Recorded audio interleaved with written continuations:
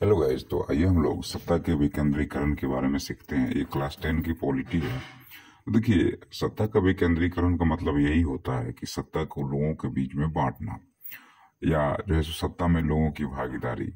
तो देखिए, पहले केंद्र सरकार और राज्य सरकार के बीच में सत्ता का बंटवारा हुआ था, और उसके अलावा जो आपको पंचायती राज व्यवस्था था वह उतना कंपल्सरी नहीं था, तो वहां पे चुनाव वगैरह होते नहीं थे।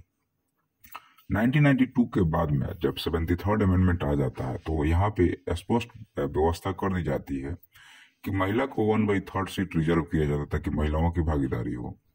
उसके अलावा SC ST और OBC कम्युनिटी को उनके हिसाब से उनको रिजर्वेशन दे दिया जाता है। तो इससे मान लीजिए कोई चुनाव हो जाता है, तो इसलिए जो है सो राज्य में एक राज्य चुनाव आयोग का गठन किया जाए, लोकल बॉडी के चुनाव कराएगा। तो कोई लोकल बॉडी बन भी जाता है तो चलेगा कैसे? तो उसके लिए रिसोर्स की जरूरत है या संसाधन की जरूरत है। तो राज्य सरकार से कुछ संसाधन छीन करके और लोकल बॉडी को दे दिया गया, जैसे बाजार कर वसूल करना, या जो है सो कुछ अलग से फंड की भी व्यवस्था की गई इसमें। और इस तरह से आपका सत्ता का जो तीसरा आयाम आया, जो कि लंबवत बंटवारे में आता है, जिसमें सबसे ऊपर केंद्र सरकार, उसके नीचे राज्य सरकार, और सबसे नीचे जो है सो लोकल बॉडी या पंचायती राज व्यवस्था ही। और इसी तरह से शहरों में नगर निगम और नगर पालिका। तो नगर निगम और नगर पालिका के चुनाव होते थे, उतने मतलब होते थे, लेकिन गांवों में जो व्यवस्था थी वो उतनी सुदृढ़ नहीं थी। लेकिन 1992 के बाद में जब राज्य चुनाव आयोग का गठन कर दिया गया, तो यह व्यवस्था और ज्यादा सुदृढ़ हो गई और लोगों के बीच में प्रसिद्ध हो गई। और आज के डेट में पूरे भारत देश में हमारी सत्ता के विकेंद्रीकरण के 3 आयाम अब आ गए हैं, जो सफलतापूर्वक चल भी रहे हैं, जिसमें आपको केंद्र सरकार सबसे टॉप पे आती है, पूरे देश को वो संभालती है। उसके बाद राज्य सरकार जो कि उसके नीचे आती है, और पंचायती राज व्यवस्था उसके नीचे आती है।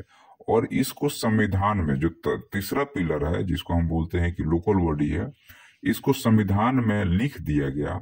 संविधान में इनको सत्ता में पावर दे दी गई, संविधान में राज्य सरकार से चीजें छीन करके और लोकल बॉडी को दे दिया गया। और इस तरह से लोगों को सत्ता में भागीदार बनाने का एक नया आयाम आया, जो कि बहुत ही सफलतापूर्वक आज हमारे देश में चल रहा है, और इससे लोगों को लाभ भी मिल रहा है।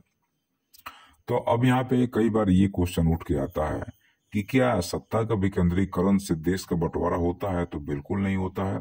और इससे जितना सत्ता में लोगों की भागीदारी होगी, लोग उतना ही खुश होंगे, और इससे देश में शांति और सुव्यवस्था बनी रहेगी और हमारे देश का विकास होगा। एक और इसमें प्रॉब्लम आती है, वो ये है कि जो शक्तियों का जो बंटवारा हुआ है केंद्र सरकार, राज्य सरकार और लोकल बॉडी के बीच में, इसमें एक प्रॉपर, एक तरह से कहा जाए तो प्रॉपर सामंजस्य के साथ ये बंटवारा हुआ है। तो केंद्र और राज्य के बीच में दिक्कतें आती है। केंद्र राज्य पे हावी है और राज्य जो है वह लोकल बॉडी पे हावी है। तो इसको हमें आने वाले समय में कम करना पड़ेगा। वीडियो पसंद आएगा तो आप लोग सब्सक्राइब कीजिएगा। धन्यवाद।